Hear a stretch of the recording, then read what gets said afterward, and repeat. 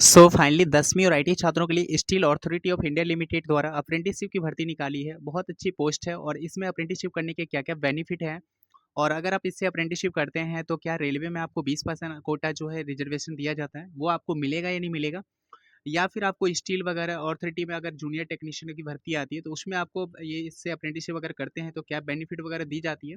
और सबसे अच्छी बात है इसमें एज वगैरह आपका बहुत अगर ज़्यादा भी रहता है तो आपको ले लिया जाता है, तो इसमें आपका कितना एज लिमिट तक आप इसको अप्लाई कर सकते हैं और आपका क्या क्या इसमें जो है आपको अदर सेक्टर से आपको ज़्यादा बेनिफिट आपको देखने के लिए मिलेगा एज ए अप्रेंटिस टाइम। जब आप अप्रेंटिस कर रहे हुए हैं इसमें तो बहुत सारे सेक्टर से आपको कुछ बेनिफिट ऐसे हैं जो कि आपको एक्स्ट्रा में आपको दिए जाएंगे।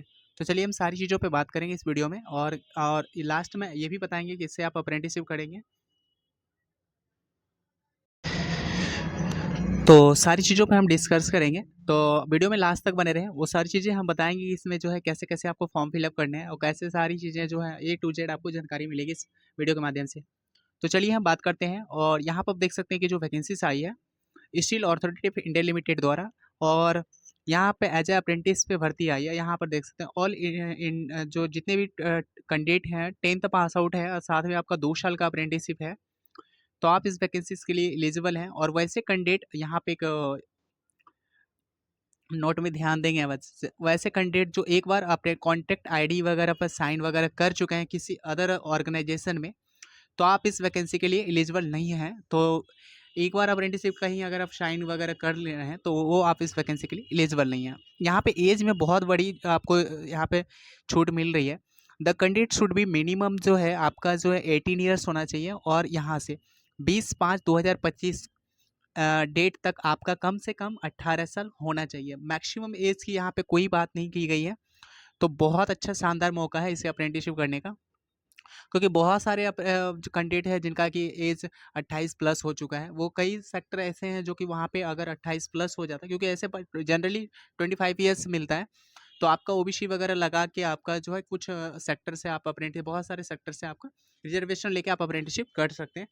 लेकिन बहुत कम ही जो ऑर्गेनाइजेशन है जहाँ से कि आपको एज में छूट दी जाती है। तो उस तरह से आपका सेल एक ऐसी ऑर्गेनाइजेशन है जहाँ पे आपको एज अगर आपका ज़्यादा भी हो गया तो आप यहाँ पे आपको मौका दिया जा रहा है आप अप्रेंटिसशिप करने का।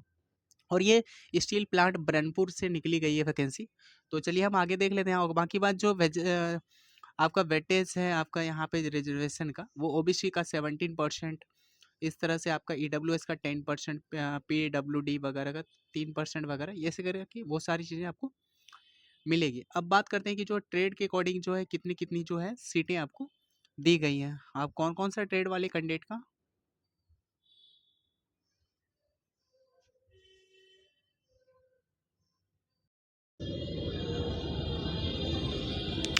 तो चलिए अब बात करते हैं कि जो कौन कौन से सीट पे जो है मतलब कौन कौन से ट्रेड वाले कैंडिडेट के लिए कितनी कितनी सीटें जो है यहाँ पे रखी गई हैं। तो यहाँ पे टेंटेटिव नंबर ऑफ सीट है, तो इस चीज़ पे ध्यान देंगे कि यहाँ पे टेंटेटिव है, ये सीटें बढ़ाई जा सकती है घटाई जा सकती है और मोस्ट ऑफ चांस होते हैं बढ़ने का। तो यहाँ पे देख सकते हैं फिटर की ऑलरेडी 52 सीटें हैं, इलेक्ट्रीशियन की 50 सीटें हैं, फिर यहाँ पे जो है टर्नर है, मैकेनिस्ट है, वेल्डर है, रेफ्रिजरेटर एंड एसी है, मैकेनिक मोटर व्हीकल है, प्लम्बर है।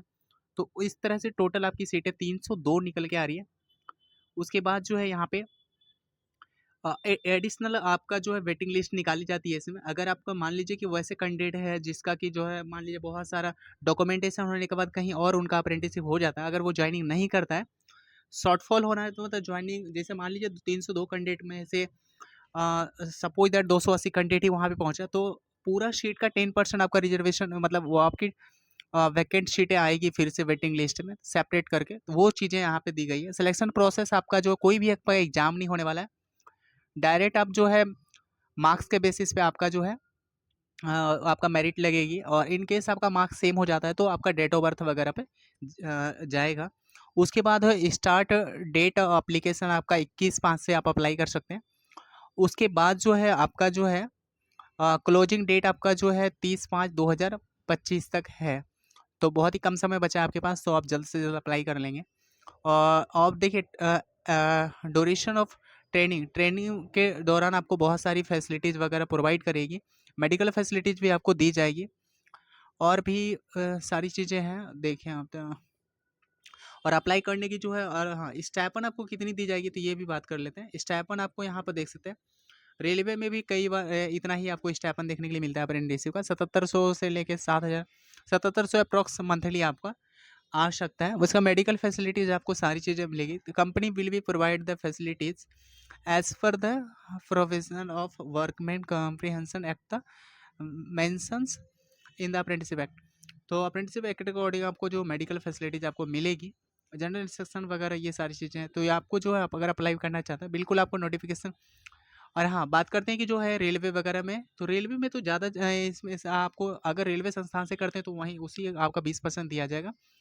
हालाँकि बहुत बार ऐसा बात हुई है कि जैसे कोल इंडिया लिमिटेड वगैरह और ये सेल गेल का छूट दे मिलना चाहिए, बट ऐसा अभी तो नहीं है। और अगर आप इससे टेक्नीशियन वगैरह का अप्लाई करते हैं तो कई बार ऐसी वैकेंसी आती है जिसमें आपको मांगा जाता है, हालांकि छूट में भी 5% मिलने का चांस रहता है, बशर्ते आपको मेरिट लिस्ट बनने में आपको थोड़ी सी बेनिफिट आपको देखने के लिए मिलेगी। और आप और भी कई सेक्टर से अगर आप इससे करते हैं तो आप एनपीसीआई के लिए एलिजिबल, बहुत सारे सेक्टर के टेक्नीशियन फॉर्म के लिए आप एलिजिबल रहते हैं।